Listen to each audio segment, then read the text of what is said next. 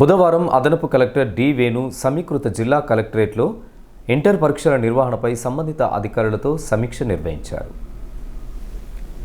సందర్భంగా అదనపు collector D Venu మాట్లాడుతూ ఫిబ్రవరి 25 నుంచి మార్చి 18 వరకు జరిగే ఇంటర్ పరీక్షల నిర్వహణకు జిల్లాలో కట్టుదిట్టమైన ఏర్పాట్లు చేయాలని అన్నారు.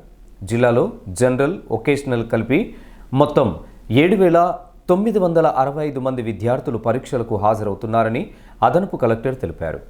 జిల్లాలో ఏర్పాటు చేసిన 22 పరీక్షా కేంద్రాలలో ఇంటర్ థియరీ పరీక్షలు ఉదయం 9 గంటల నుంచి 12 గంటల వరకు జరుగుతాయని పేర్కొన్నారు.